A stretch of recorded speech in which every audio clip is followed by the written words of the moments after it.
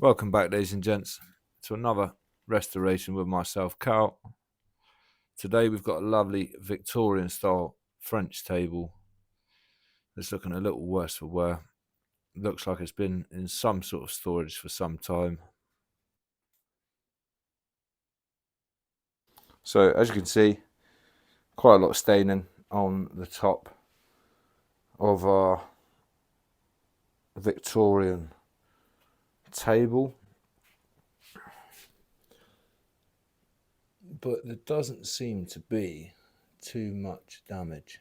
Because this is my first video for quite some time, I'm gonna do something a little bit different. I still have all of the projects that I've ever done. I'm thinking of doing a free competition. So first thing we're going to do is just try and get rid of some of the cobwebs that we've got on the table. I'm just going to give it a little wipe over. Try and remove most of the cobwebs.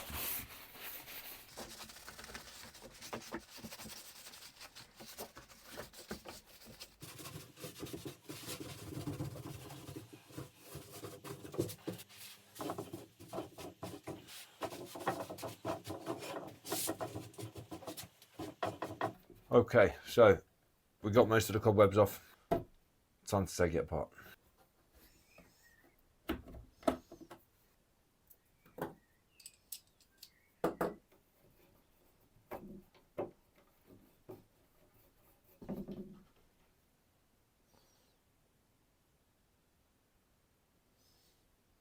Now here's me working out how this thing is put together. It did take me a little bit of time, but through my previous restorations, I felt like I had the knowledge to get this apart without asking or searching for any help. I'm still trying to work it out at this point.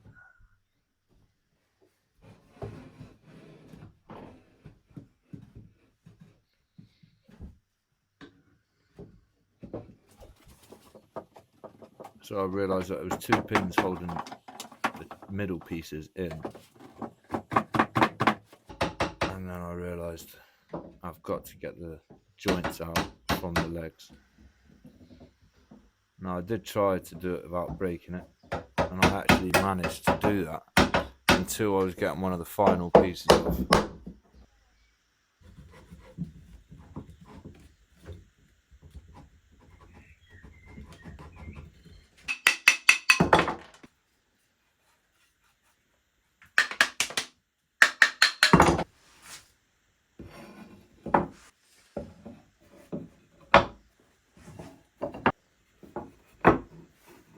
Now the feet actually, whilst I was taking it apart, the feet actually come off pretty easy, so I didn't have to do anything special to get those off. And that's what it all looks like laid out. So once that was done, I could get to one of my favourite jobs. You can tell by the sarcasm in my voice, but it was time to scrape all of the individual pieces. Now I didn't want to use any power tools on taking any of this off because it would change the shape, so I decided to do it manually, as they would say.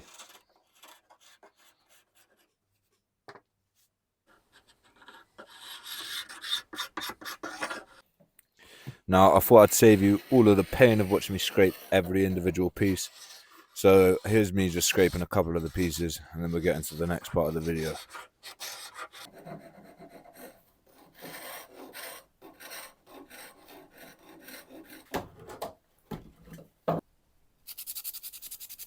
Just to get into hard to reach areas, I have just cut a piece of sandpaper to make it a little bit easier.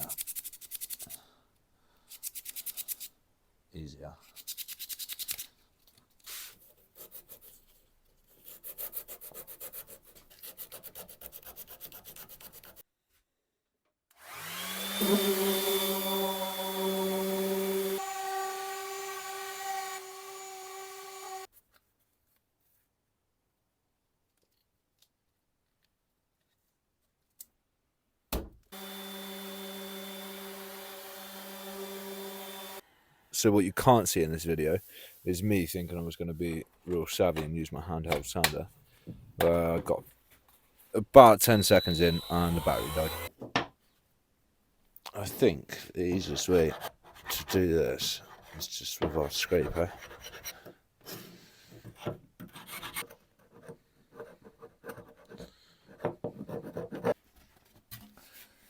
We've also got to scrape this absolute beast.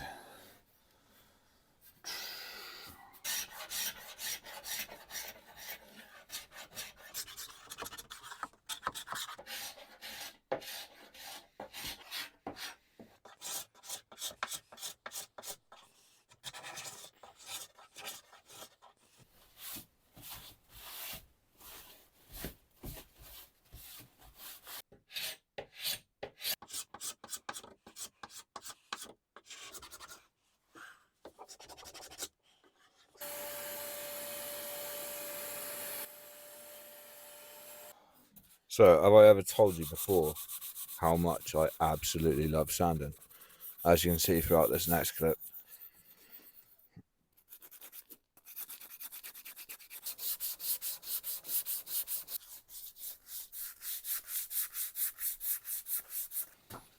So, from what I've found, this particular piece, or this particular style of table, is predominantly from the 1800s or early 1900s. Now, depending on whether it's an original piece or something made to look like the original, so not original, will depend on sort of how old it is. How you tell whether it's handmade or a production piece is the way in which it's put together and whether the joints are man-made or machine-made.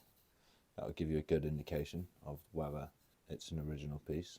Now, although these do look quite finely cut, you can see some imperfections with the joints and they're not all the same. So I'm leaning towards more of a handmade piece. And the reason I'm doing it by hand is so we don't lose too much of the shape. So because I think it's handmade, that makes me want to do it all by hand. Obviously it's going to take a little bit longer, but I think it will preserve the shape a little bit more. It also means a longer video, but I'll speed it up for you guys. Now it's time for me to fix what I broke taking it apart. So hopefully this hasn't. No, lovely. Right, so I've got some white wood glue. There's the piece that I need to reattach. Need to make sure that it's just like that.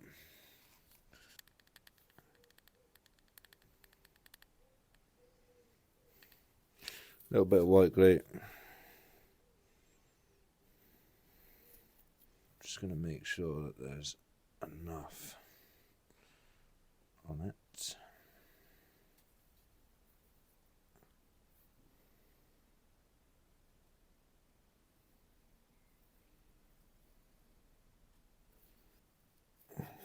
Slight messy job.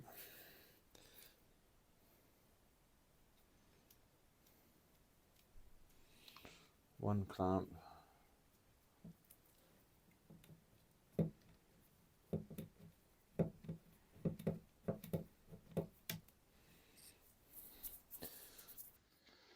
So it's now been about 24 hours. I'm back after work to check and see how my repair has done. Now I'm not going to lie to you, I was quite surprised with this one. It held up pretty nicely. Wasn't too skew with. And then I could start to sand that piece because that was the only piece that needed sanding. First I needed to remove some of the glue that was left over. So I had a good squeeze out from this one. And then there was a slight imperfection where you could see some of the glue, so I decided to try and match the grain on the wood.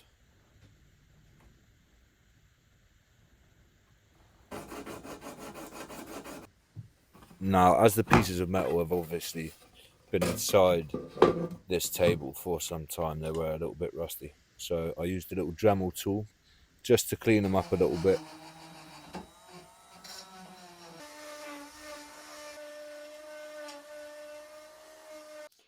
Now I was quite pleased with myself with this bit.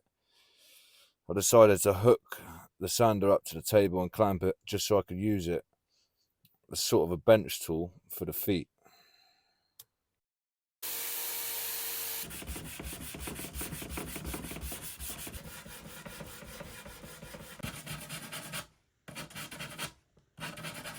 The time has finally come to put it all back together, or attempt to put it all back together.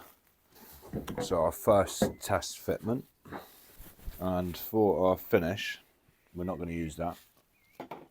That's going to go away. I'm going to use some 30% clear oil with a little bit of pigment in there to change the colour ever so slightly. Now, I also do have some different stain that I may potentially use on parts of the project. And now you can watch me try to figure out how it all goes back together. Obviously I am blonde, so it took me a little while.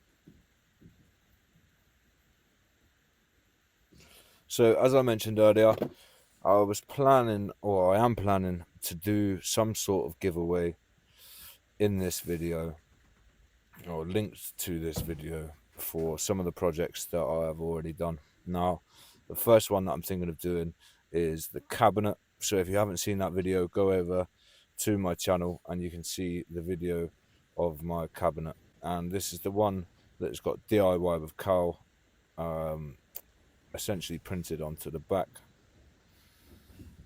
So no catch whatsoever.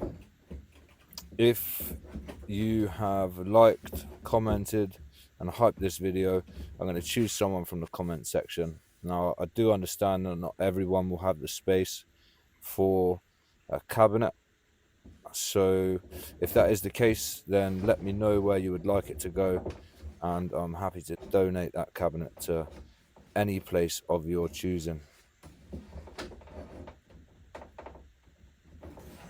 Now I'm using some oxalic acid over the whole piece of furniture just to try and make it sort of one colour. And then it's time for the top of the table. So now we're going to go on to using a certain type of stain on the feet, because I want some sort of contrast with this table. I've decided to do the feet the same colour as the edge of the top of the table, which, believe me, it took a little bit longer than expected. It's been a while since I picked up a paintbrush.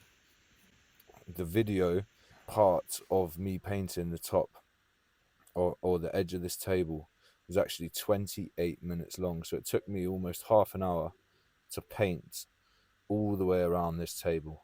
Obviously I've shortened it for you guys because you don't really want to see me using a tiny little paintbrush for half an hour, so I've sped it up a little bit and I've chopped it down so you can essentially see what I'm trying to do. Now I've used a very, very fine paintbrush because I don't want to get it onto the top of the table. It took me quite some time to do this, as I said previously. Try my best not to get it onto the top part of the table. I'm going to mix some oil with some pigment, and I'm going to do it slightly different this time because I've been watching a professional at work. I'm going to pour our oil into there. Then got my two very nicely prepared pots of pigment. Once again, Jay comes to save the day because I had actually ran out of pigment. White pigment,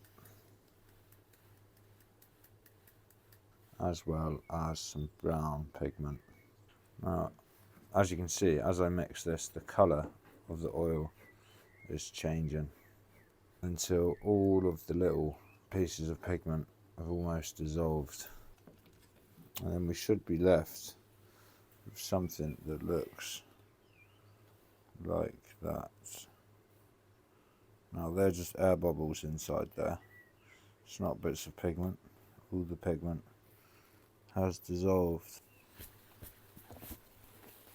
So applying it with a paintbrush and then rubbing it in with a pad, essentially.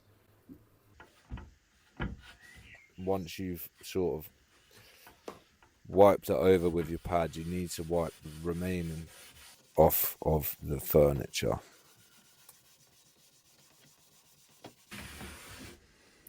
As you can see on the top of the table. So the only reason for the paintbrush is just to apply it onto the piece of furniture, and then we use the pad to rub it in, and then a cloth to wipe it off. Once again, thank you very much. If you've made it to this part of the video, feel free to let me know what you think in the comments section below. If you'd like to support the channel, then just like, if you haven't done so already, subscribe, and you can hype the video if you would like to. I hope you like the finishing results.